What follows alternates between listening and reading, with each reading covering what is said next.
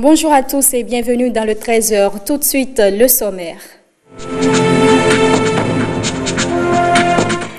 Le chef de l'État a convié la classe politique au dialogue ce lundi au palais de la présidence de la République. Le chef de l'État souhaite que ces partis aient désormais une personnalité juridique.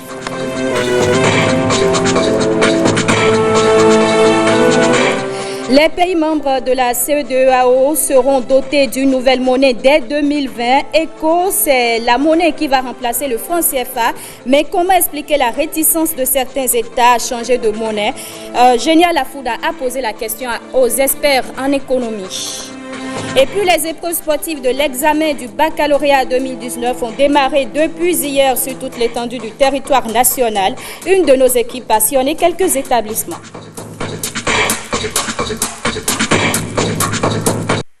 Bienvenue au journal. Le chef de l'État a convié la classe politique au dialogue ce lundi au palais de la présidence de la République. Sur les 11 partis invités, seul le parti Restaurer l'Espoir a manqué à l'appel.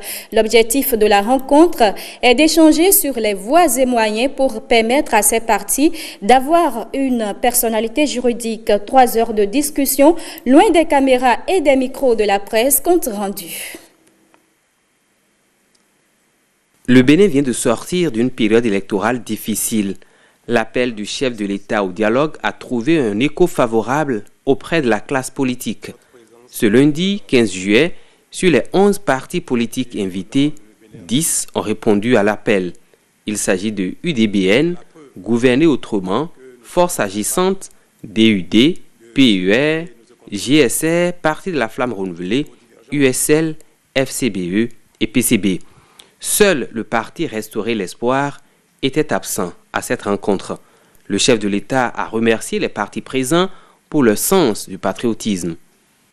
Permettez-moi de vous exprimer ma gratitude et ma reconnaissance pour votre disponibilité. Votre présence vous honore et honore le Bénin entier. Elle est la preuve que nous sommes capables de surmonter nos incompréhensions, nos divergences, nos frustrations, nos révoltes et même nos bagarres pour nous retrouver afin de préserver ce que nous avons en commun, la patrie. C'est aussi la preuve que nous sommes capables de reconstruire ensemble ce qui est abîmé, au sacrifice de nos intérêts individuels et de nos égos. C'est tout le sens de la rencontre de cet après-midi qui constitue l'entame du dialogue politique que j'ai annoncé au lendemain de la grande controverse électorale suivie des épreuves qu'il n'est plus nécessaire de rappeler. Pour l'étape d'aujourd'hui, je n'ai invité que les formations politiques en attente ou en souffrance de personnalité juridique. L'objectif de cette rencontre de cet après-midi étant donc d'échanger avec vous sur les voies et moyens devant permettre dans les plus brefs délais de conférer à chacun le statut juridique politique lui permettant de participer formellement aux débats et aux compétitions politiques.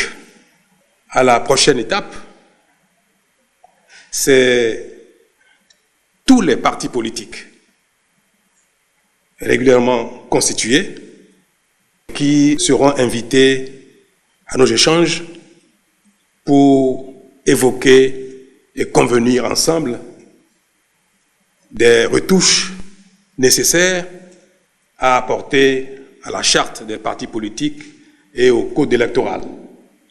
Et bien sûr, sans remettre en cause la nécessité de réformer notre système partisan. Je voudrais donc, en vous renouvelant toute ma gratitude, vous inviter dans les instants qui vont suivre à cet échange libre, ouvert, décomplexé, afin que, à nos prochaines rencontres, chacun puisse venir doté du statut juridique nécessaire pour débattre formellement de ce qu'il convient de faire pour rétablir notre convivialité dans le domaine. Le climat de paix ainsi promu est le gage de la réussite des grands travaux lancés par le président Patrice Talon pour le développement de notre pays.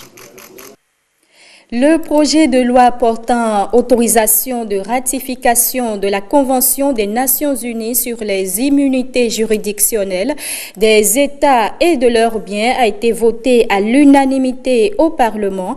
C'est un vote qui a aussi mis un thème aux travaux de la première session ordinaire de l'institution au titre de l'année en cours. Guillaume Avienou. C'est un vote à l'unanimité qui a sanctionné la présentation en plénière ce vendredi à l'hémicycle du rapport de la commission en charge des relations extérieures sur l'étude par la dite commission du projet de loi portant autorisation de ratification de la Convention des Nations Unies sur les immunités juridictionnelles. Une convention adoptée par l'Assemblée générale des Nations Unies en sa session annuelle du 2 décembre 2004 à New York aux États-Unis d'Amérique. Le document, riche d'un préambule en 6 parties et de 33 articles puis d'une annexe, définit l'immunité comme une notion du droit international fondée sur la légalité souveraine et sous-tend le principe en vertu duquel un État se soustrait à la juridiction d'un autre État. La Convention permet, entre autres, de trouver des solutions à la difficulté que les tribunaux nationaux éprouvent quand il s'agit de porter un litige impliquant un État devant la juridiction d'un autre État et de faire exécuter une décision à son encontre dans les mêmes conditions que pour un particulier. Je voudrais féliciter maintenant notre gouvernement a sorti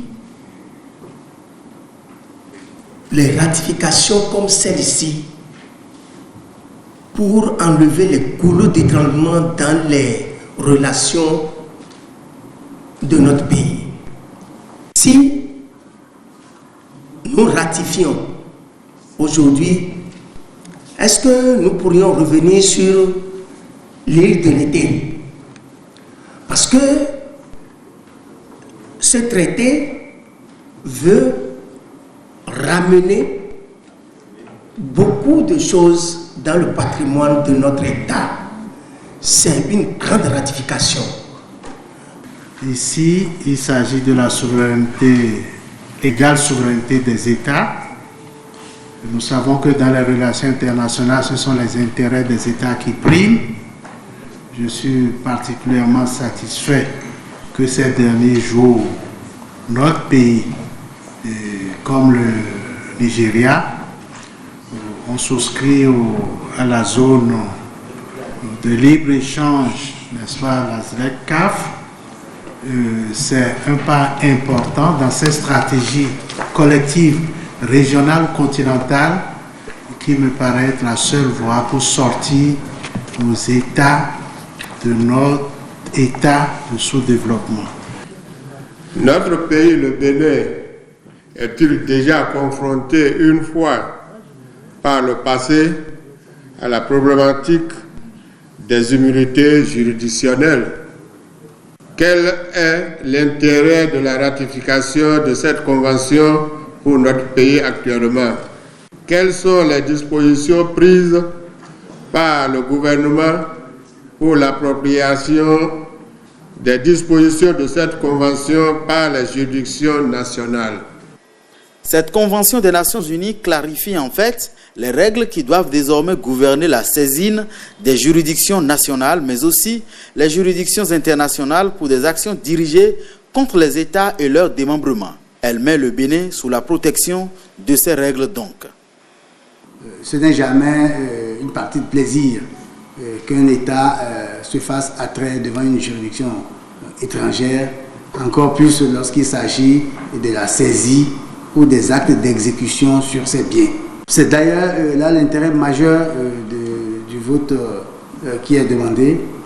Je vais dire deux choses. C'est qu'avec cette règle-là, l'État du Bénin ainsi que ses biens seront davantage protégés si nous adhérons, si l'autorisation de ratification nous est accordée.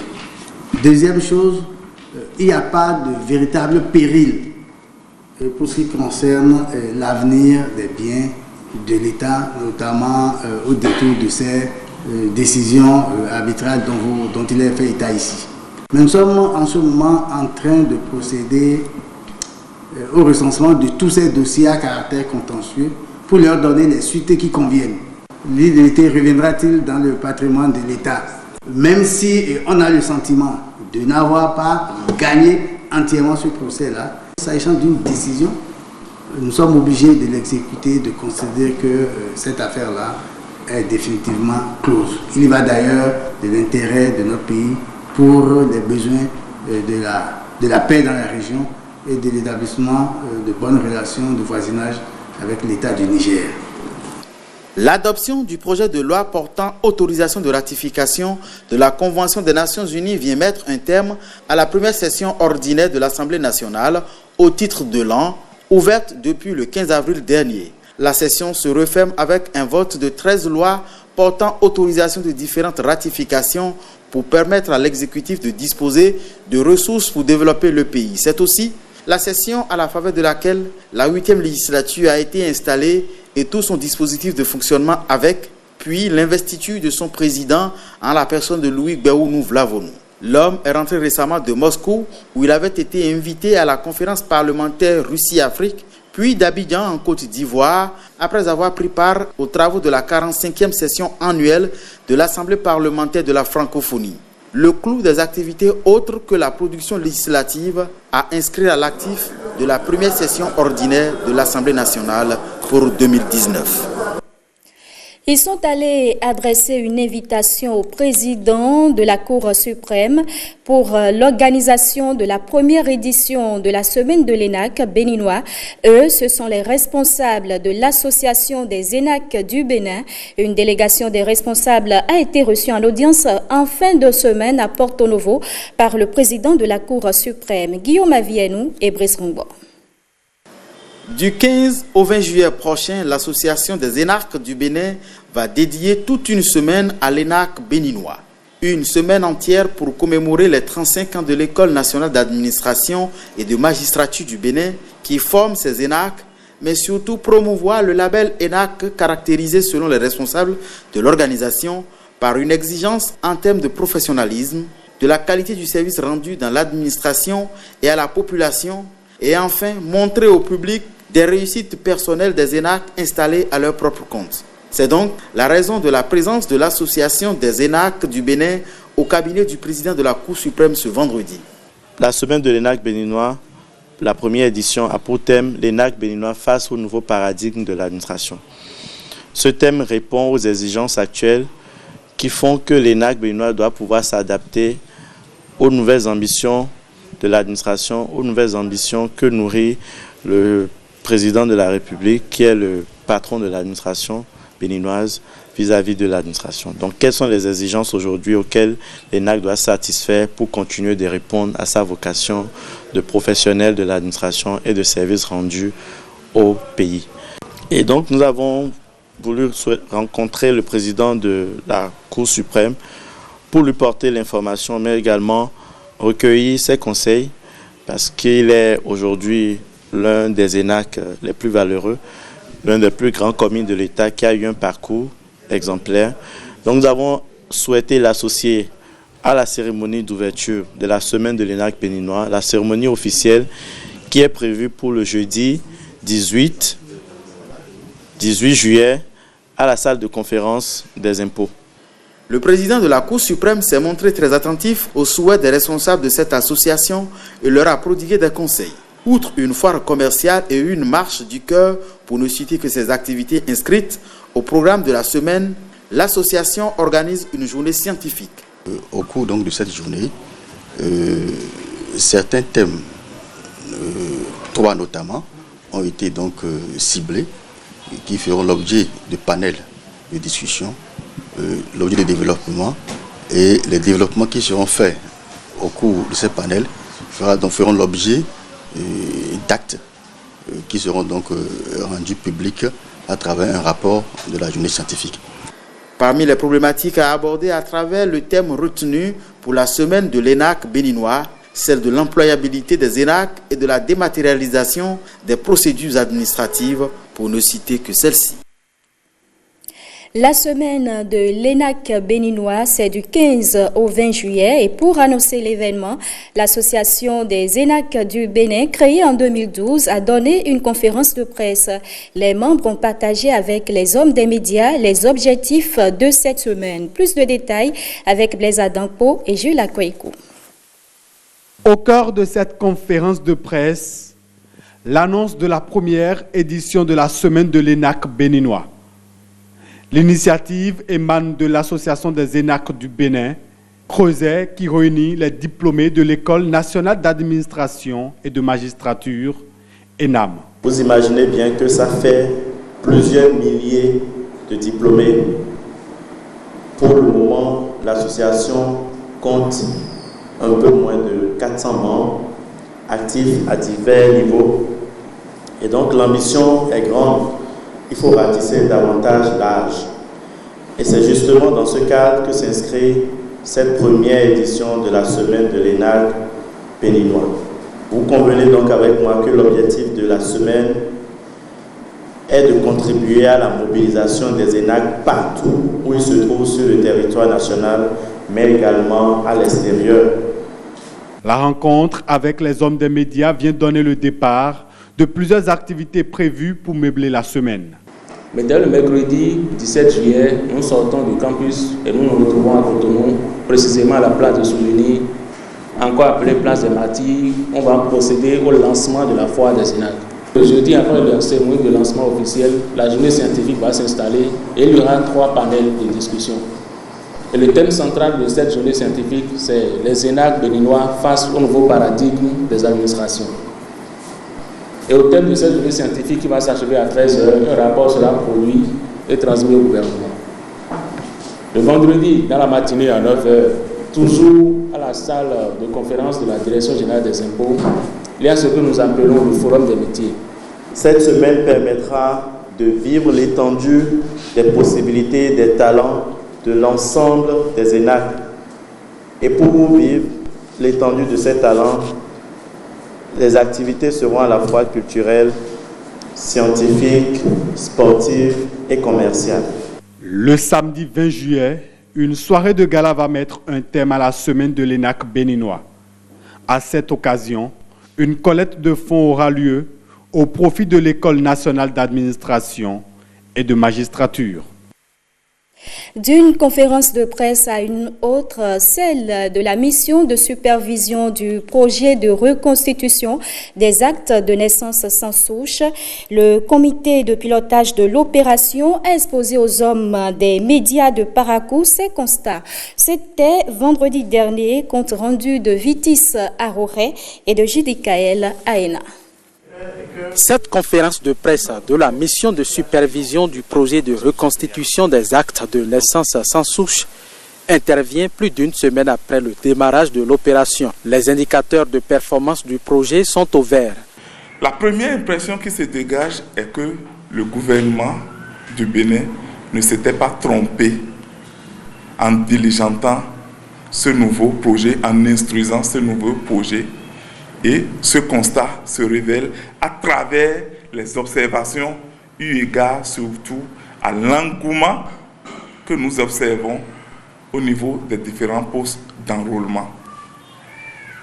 Les différentes informations recueillies de terrain font état d'un engouement vraiment sidérant. Pour le comité technique de pilotage du RAVIP, le gouvernement régularise la situation des personnes détenant un acte de naissance sans souche. Au niveau des services de l'immigration, la direction de l'immigration qui se charge d'établir les passeports, 45% des dossiers sont rejetés pour défaut de souche. Il en est ainsi pour l'établissement aussi des cartes d'identité. Au regard de l'engouement que suscite l'opération et à quelques jours de sa fin, Les hommes des médias interrogent le conférencier sur une éventuelle prorogation du délai. La réponse de Jean Aholou est sans embâge. Il n'est pas envisagé une prorogation pour l'opération. C'est une opération à titre dérogatoire qui est enfermée dans un cadre juridique et opérationnellement enfermée dans un délai. Le recensement des personnes détenant un acte de naissance sans souche prend donc fin le mercredi 17 juillet prochain, comme prévu. C'est un joyau pour les usagers et un précieux cadeau du président Patrice Talon pour les autorités locales. Le nouveau pont à l'entrée sud de Malanville est prêt. Plus de crainte chez les usagers, surtout en 7 ans de pluie. 10 mois se sont écoulés depuis sa mise en service. Benjamin Denayon et Sani Moumouni Seydou. Malanville venait d'être coupé du reste du pays. Plus de voies terrestres directes entre le Bénin et le Niger. Immédiatement, les piroguiers sont appelés à la rescousse. Les gens avaient des difficultés pour traverser le pont. Il y avait l'eau partout. Le pont, ça gâtait beaucoup de choses. Seulement qu'il y avait des pirogues qui venaient prendre des gens de l'autre côté, vers l'autre côté. Les pelleteuses entrent en action. Le président Patrice Talon prend le dossier en main et obtient la livraison rapide d'un nouveau pont à la grande satisfaction de Moumouni qui traverse chaque jour l'ouvrage pour vendre du pain aux habitants de Bodjikali et environ. Grâce au pont là, maintenant c'est bon. Comme on nous a aidés pour construire ça là, maintenant il n'y a aucun problème maintenant. Déjà plusieurs mois que l'infrastructure est inaugurée. Solide et insubmersible, elle draine chaque jour des centaines de véhicules de toutes sortes. Ce pont efface peu à peu les mauvais souvenirs. On a trop souffert. Vraiment, c'est de la calvaire. D'ici, Boussou-Kali pour rentrer à Malanville, vraiment souffre. On remercie le président, M. Talon. Il n'y a pas ce chauffeur-là qui n'est pas content. Je fais Kandi Malanville. Chaque jour, je suis à Malanville, chaque jour. En venant, on a obligé de s'arrêter depuis Boussou-Kali pour faire descendre les passagers. Mais aujourd'hui, quand c'est fini, voilà, vraiment, tous on remercie le bon Dieu, on remercie le gouvernement de Patrice Talon, car il nous a beaucoup aidé au niveau du pont là. Voilà. L'affaissement du pont de la Sota a ralenti les activités des compagnies nigériennes de transport. Plus de tracasseries et moins de bénéfices. Il y a beaucoup de souffrances à nous-mêmes, à passagers et à notre société encore. Et une bus qui quitte à Niamey, qui va venir ici, et puis on verse les passagers dans un bus qui vient de Niamey là. Et puis toi tu retournes. Mais maintenant comme le pont est réparé là, maintenant c'est bon. Le marché international de Malanville, poumon économique de la commune. Petits revendeurs et grands commerçants ont été touchés. Des sacs d'oignons commençaient à pourrir. Maintenant là, c'est bon. Parce que si on apprend bagage ici, on va aller jusqu'à Cotonou bien propre. Le président Talon là, c'est bon. Grand merci. Les vendeuses de tomates et de céréales ne pouvaient ni écouler leur stock, ni recevoir de nouvelles marchandises. Maintenant, pont là, c'est bon, c'est facile. C'est cher. Si traverse là, c'est beaucoup. Merci à Talon. Les tomates étaient pourries, les tomates ne rentrent pas, ça ne passe pas. Tout le marché même, ce n'est pas bon. Mais maintenant, quand on a arrangé le pont, on a bien félicité, c'est bon, les marchands viennent, le marché c'est propre. Je remercie le président pour tout ce qu'il a fait pour nous. Éloges et remerciements pour le président Patrice Talon et son gouvernement. Au plus fort de la crise, les autorités locales ont subi la pression des camionneurs. Le jour où le pont a été remis en service, vous ne pouvez pas imaginer le nombre de personnes, des millions de personnes qui ont été soulagées, au-delà même de Malanville, mais dans l'ensemble national et même à l'international, donc de l'autre côté de nos frontières. Et il faut retenir qu'après cela, nous avons rencontré nos collègues donc, de l'autre côté de la frontière. Ils étaient vraiment soulagés et ils ont apprécié la promptitude du gouvernement du Bénin et la mesure donc de ce qui s'est passé, que le gouvernement a pris pour pouvoir quand même faire de façon rapide ce pont-là. Le nouveau pont de l'entrée sud de Malanville a relancé véritablement le trafic entre le Bénin et les pays de l'Interland. Grâce à lui, tout roule, une bonne nouvelle pour l'économie béninoise.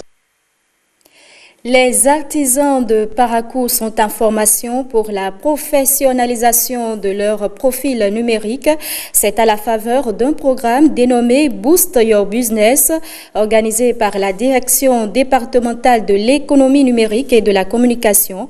Ils sont près de 200 artisans, tous corps de métiers confondus de Parakou, à bénéficier de ces formations de marketing digital. Ronald Robinson et Canel Capo pour plus de détails.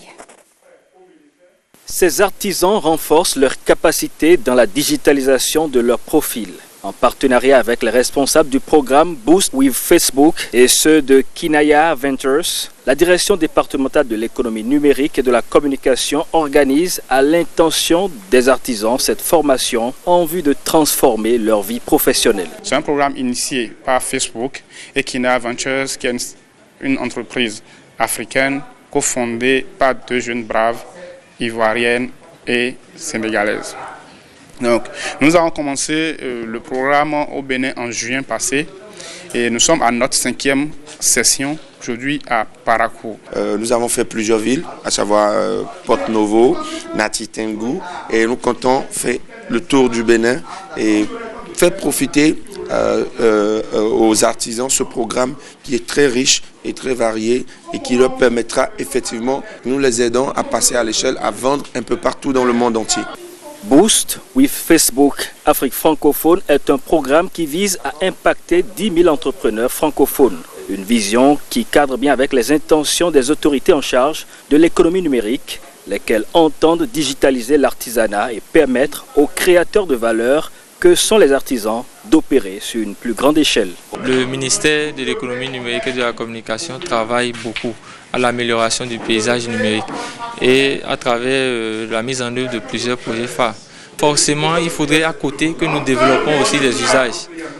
Donc pour développer ces usages-là, nous sommes bien obligés d'amener chaque couche socio-professionnelle à s'approprier des outils numériques et à en faire, disons, un usage requis. Nous sommes tous sur Facebook, sur WhatsApp, mais on ne connaissait pas l'utilité de ça en tant qu'artisan. À base de ça, on peut faire beaucoup de marketing, beaucoup de promotions. Ça m'a vraiment intéressé.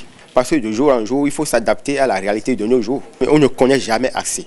Il faut être toujours à la recherche des idées. Je les remercie infiniment, les autorités de l'économie numérique. Je les demande de ne pas s'arrêter en si bon chemin. Comment faire usage des outils numériques tels que Facebook, WhatsApp Business et Instagram pour booster ses affaires en ligne, des astuces et stratégies de marketing digital, tout un package de formations pour permettre aux artisans de créer et gérer leur page professionnelle en vue d'étendre leur marché.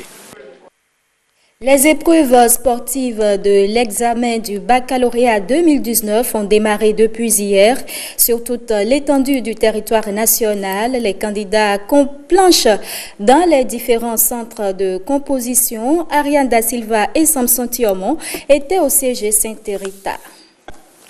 Au centre d'examen du Collège d'enseignement général de Sainte-Rita, seuls les candidats admissibles au bac des séries G2, F2, F3 et F4 planchent pour les épreuves sportives. Ils ont la course de vitesse, le saut en hauteur, le lancer de poids, le grimper et la gymnastique. Donc ils ont 5 activités. Pour l'heure, dans ce centre de composition, tout se passe pour le mieux, rassurent les examinateurs. Ça se passe très bien, à part la pluie qui nous a fait retarder un peu, mouiller un peu les choses, mais pas les détruire quand même. Donc, c'est ça. Je crois que pour le moment, nous n'en avions pas rencontré. Et on ne souhaiterait même pas rencontrer de difficultés si ce n'est pas la dame pluie qui a tenté de nous interrompre un instant. Et à part ça, tout va bien, les candidats répondent correctement et tout se passe bien, sans heurts. Et dans le rang des candidats, l'on se nourrit déjà d'espoir. Il y a bien espoir, oui, beaucoup d'espoir d'ailleurs. Déjà, j'ai participé au saut en hauteur, à la vitesse et puis à la gymnastique. C'était bien, en général c'était bien. Juste là, j'ai passé l'épreuve de saut en hauteur, de la gymnastique et de la vitesse. Seulement, c'est au niveau de la gymnastique que j'ai eu un peu de difficulté parce que j'ai fait le candidat libre et je n'ai pas eu assez de temps pour faire les exercices. Mais quand je suis arrivée au centre, avec quelques amis, j'ai essayé de rattraper un peu et puis je me suis un peu en sortie. Selon plusieurs enseignants, les performances des candidats au bac 2019 ne sont pas à négliger. Le facteur âge l'expliquerait. Vous savez, ces candidats sont d'abord des candidats mûrs, dont les âges varient entre 16 ans et plus. Pour ne pas dire que dans mon groupe, à moi, dans mon jury, j'ai des candidats qui ont déjà 40 ans, 42 ans, 45 ans. C'est à travers ces âges, donc, je peux vous dire que les performances ne sont pas négligeables. C'est des performances qui répondent aux normes. Au niveau de la vitesse où les femmes sont soumises à 60 mètres et les hommes à 80 mètres, les femmes ont fait des performances au niveau de 60 mètres qui ont donné 7 secondes. Vous voyez, c'est des records. Et au niveau des hommes, j'ai pris des performances au niveau des hommes qui sont de 9 secondes. Selon le calendrier publié par l'Office du baccalauréat, les épreuves facultatives telles que le dessin et la musique ont aussi lieu ce lundi. Les pays membres de la CEDEAO seront dotés d'une nouvelle monnaie dès 2020. ECO, c'est la nouvelle monnaie qui va remplacer le franc CFA. Pourquoi les dirigeants africains de l'espace CEDEAO veulent changer le CFA? Quel impact aura l'ECO sur les populations et comment expliquer la réticence de certains États à changer de monnaie? Élément de réponse avec quelques experts en économie. Ils interviennent au micro de Génial Afouda et de Monsi Agboka. Les pays de la CEDEAO sont tous dans une union économique. Et il y a un problème d'intégration entre ces pays-là. Il y a également un facteur qui bloque les échanges intercommerciaux. Donc il fallait relever ces barrières-là qui bloquent les échanges commerciaux entre ces différents pays, dont la monnaie. Il est vrai qu'il y a le blocage de la langue, mais il y a aussi ce qui constitue la monnaie, qui est un frein aux échanges commerciaux. Donc il fallait converger vers une monnaie qui puisse unir tous les 15 pays de la CEDEAO pour qu'ils puissent la partager et que l'intégration régionale soit effective. Si les critères de convergence, les critères d'optimalité du zone monétaire sont respectés, je crois que ça va faciliter l'intégration régionale, ça va faciliter la mobilité des capitaux et l'échange des flux de capitaux entre ces différents pays parce qu'aujourd'hui, il est très difficile. On constate des pertes de change. Avec la monnaie ECO, on n'aura plus besoin de changer notre CFA en Naira avant d'aller par exemple au Nigeria. On n'aura plus besoin de changer notre CFA en Cedis avant d'aller au Ghana. C'est normal que ces différents pays ayant déjà leur monnaie à la base ne vont pas systématiquement adhérer à ce système parce que les différentes économies ne sont pas au même stade. Dans cette volonté de mise en commun des idées, des moyens pour aller vers cette monnaie commune, les plus forts peuvent se dire, est-ce que les plus faibles ne constitueront pas une charge pour nous que nous allons traîner? Et si à cette échéance du 29 octobre qui leur a été donnée, les différents pays produisent donc les rapports sur l'état de leur convergence, je crois que c'est des éléments qui vont entrer en ligne de compte pour que les mesures puissent être prises de façon à ce qu'en 2020, on puisse enfin avoir cette monnaie. Le directeur général des douanes et droits indirects et ses chefs d'unité étaient en séance de restitution hier. Ce creuset d'échange périodique vise à mettre tous les fonctionnaires des douanes au même niveau d'information. La présente séance a d'ailleurs porté sur les réformes en cours à la douane béninoise ainsi que sur le bilan des activités après le premier semestre 2019. Le point de la rencontre avec Nicanor Kovi et Malini Chibozo. Studieux, comme peuvent l'être les disciples de Saint-Mathieu. Dans la salle de conférence de la Direction générale des douanes, ces chefs d'unité l'étaient ce lundi matin. La raison, un rendez-vous semestriel entré dans les habitudes depuis l'arrivée du nouveau maître de Séan. Au lendemain donc de la mise en œuvre de nos réformes qui voudraient que le port de Cotonou soit parmi les meilleurs ports, nous avons pris un certain nombre d'engagements. Évidemment, l'ensemble des engagements qui reposent sur le PAG, aujourd'hui, il fallait faire donc le point de l'ensemble de ces réformes qui ont donc contribué à l'amélioration de nos performances. D'ailleurs, De performance et de réforme, il en est beaucoup à mettre à l'actif des douanes béninoises au titre du semestre qui s'achève. Au titre de ce premier semestre, nous avons mis en œuvre les opérateurs économiques agréés. Nous nous sommes interconnectés avec le Niger, le Nigeria. Bientôt, ça sera avec le Togo et ensuite avec le Burkina. En ce qui concerne l'évaluation, aujourd'hui, l'ensemble des marchandises évaluées sont systématiquement prises en compte par une application qui nous permet donc de faire un contrôle de cohérence. Et au niveau des marchandises qui vont en transit, nous sommes en train de prendre des dispositions pour que ces marchandises ne souffrent pas et que effectivement le Bénin reste et demeure le premier de la sous-région en ce qui concerne la facilitation. 4 communications en tout ont abordé au cours de cette séance les sujets d'intérêt immédiat pour les douanes béninoises ainsi que les activités qui y ont cours. Les nouvelles missions sécuritaires des douanes, l'autre aspect important qui bénéficie déjà de l'accompagnement technique de l'Organisation mondiale de la douane. Les uns et les autres pensent que la mission de la douane, c'est de chercher l'argent, c'est de chercher l'argent. Aujourd'hui, les missions ont évolué. Et c'est vrai que depuis lors, la douane avait aussi pour mission la sécurisation et la sécurité. Vu l'ampleur que le terrorisme prend, vu les difficultés que les États de la sous-région ont à lutter, l'OMD a voulu accompagner. Et donc, ces spectromètres vont permettre d'identifier l'ensemble de ces marchandises qui circulent et qui pourraient donc servir à être utilisées aux fins de terrorisme.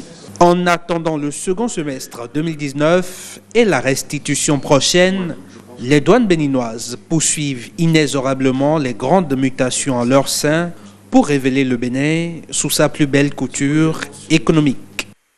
Et c'est la fin de ce journal. Merci de l'avoir suivi.